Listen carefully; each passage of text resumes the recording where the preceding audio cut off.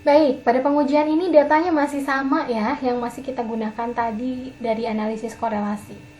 Nah, cara untuk menganalisis regresi dan determinasi adalah klik Analyze, klik Regression, pilih Regression, pilih Linear.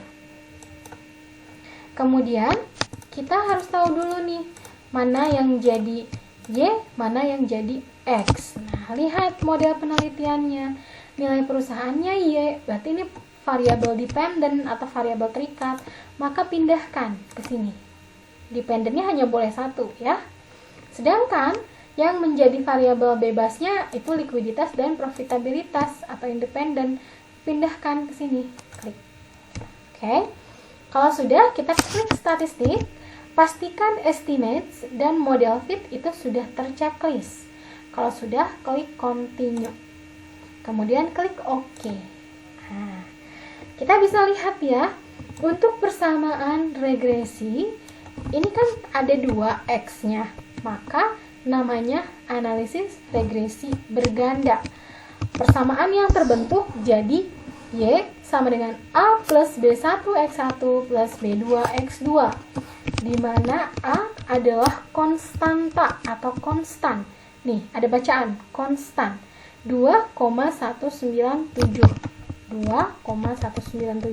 A ditambah B itu beta.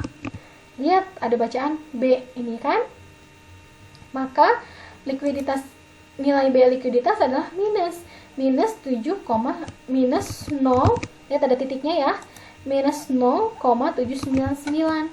Berarti ini tidak menjadi tambah lagi ya, tapi min 0,799 X1 gitu.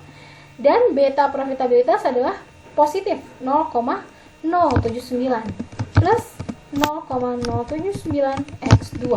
X1 dan X2 nya ini kan harus dicari, Y nya juga harus dicari ya, berapa kenaikannya gitu. Nah, ini adalah persamaan dari analisis regresi. Maka dari model penelitian ini, persamaan regresinya adalah Y sama dengan 2,197 min 0,799 X1 plus 0,079 X2. Bagaimana mengartikan persamaan ini? Oke. Saya interpretasikan dulu untuk A atau konstan.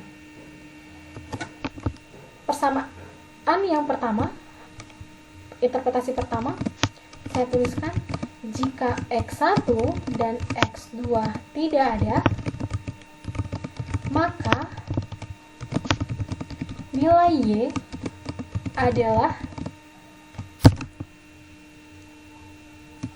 2,197 gitu ya. X1 ini adalah likuiditas dan X2 ini adalah profitabilitas. Maka nilai Y itu adalah, Y ini adalah nilai perusahaan. Nah, jadi kalau X1 dan X2 tidak ada, saya hapuskan judulnya tidak ada, maka nilai Y adalah 2,197. Oke? Sekarang saya kembalikan ya. Interpretasi yang kedua, jika nilai X1 meningkat 1 satuan, maka akan menurunkan nilai Y sebesar 0,799. Saya tulis ya, saya coba. Jika nilai X1 meningkat 1 satuan, berarti X1 ini akan berubah jadi 1, kan meningkatnya 1. Maka akan menurunkan nilai Y sebesar 0,799. Ini min 799 dikali 1, berarti min 799. Maka akan menurunkan nilai Y sebesar 0,799. Gitu ya. Sekarang interpretasi yang ketiga, jika nilai X2 meningkat 1 satuan,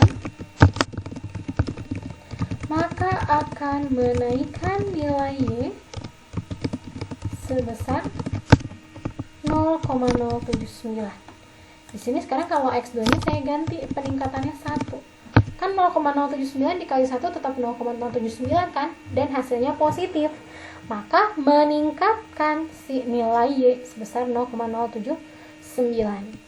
Nah, dari persamaan ini kita bisa simpulkan kalau likuiditasnya naik, maka nilai perusahaannya turun. Karena ini minus. Tapi kalau profitabilitasnya naik, maka nilai perusahaannya juga naik. Itu adalah persamaan regresi. Oke, gampang ya. Selanjutnya kita akan melihat koefisien determinasi. Koefisien determinasi itu kan berapa sumbangan pengaruh yang diberikan variabel bebas. Koefisien determinasi itu rumusnya R², kodenya atau simbolnya R² atau R kuadrat. Nah, lihat nih di model summary ada R². Anda boleh ambil R², boleh ambil adjusted R². Yang penting ini ada bacaannya R², gitu ya. Nah, ini adalah kontribusi variabel X terhadap Y. Nilainya adalah 0,28. Maka kalau dipersenkan, kontribusi likuiditas, kita lihat lagi modelnya. Kontribusi likuiditas dan profitabilitas terhadap nilai perusahaan itu adalah 0,28 atau 28% gitu. Jadi 28% perubahan, nih saya tuliskan ya interpretasinya, kan 0,28 ya hasilnya. Interpretasinya adalah 28% perubahan nilai perusahaan dipengaruhi oleh likuiditas dan profitabilitas. Sedangkan sisanya 70, berapa sisanya? 72 ya, 72% dipengaruhi oleh variabel lain di luar model penelitian. Nah, gitu ya. Jadi, karena kontribusinya hanya 0,28, maka interpretasinya 28% perubahan perusahaan itu miliknya si likuiditas dan profitabilitas. Sedangkan sisanya 72% itu oleh variabel lain di luar model penelitian. Gitu. Nah, selanjutnya adalah analisis untuk pengujian hipotesis. Pengujian hipotesis kita lihat ada kriteria keputusannya adalah nilai signifikansi A, sig ya. Kamu lihat nih di nilai sig. Untuk hipotesis pengujian T ini dilihatnya di koefisien. Tapi untuk uji F lihatnya di ANOVA ini ya. Nah, untuk hipotesis pertama lihat. Hipotesis pertama itu likuiditas terhadap nilai perusahaan. Likuiditas signifikansinya 0,000. Berarti kurang dari 0,05. Jadi likuiditasnya berpengaruh terhadap nilai perusahaan, gitu ya. Coba saya lihat. Nah, karena nilainya kurang dari 0,05, maka hipotesis yang diterima adalah HA. Nih. Gini, secara parsial.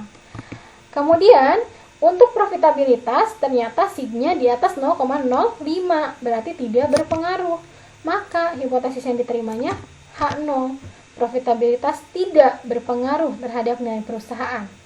Sedangkan untuk uji F ini signifikansinya di bawah 0,05, berarti yang diterima adalah HA, di mana hasilnya likuiditas dan profitabilitas berpengaruh terhadap nilai perusahaan, gitu ya.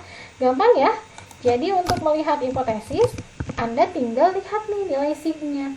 Kalau hipotesis pengujian T, lihatnya di koefisien. Kalau pengujian F, lihatnya di ANOVA. Kalau signifikansinya lebih dari 0,05, maka H0 yang diterima. Tapi kalau misalnya signifikansinya kurang dari atau sama dengan 0,05, maka yang diterimanya adalah HA. Gitu.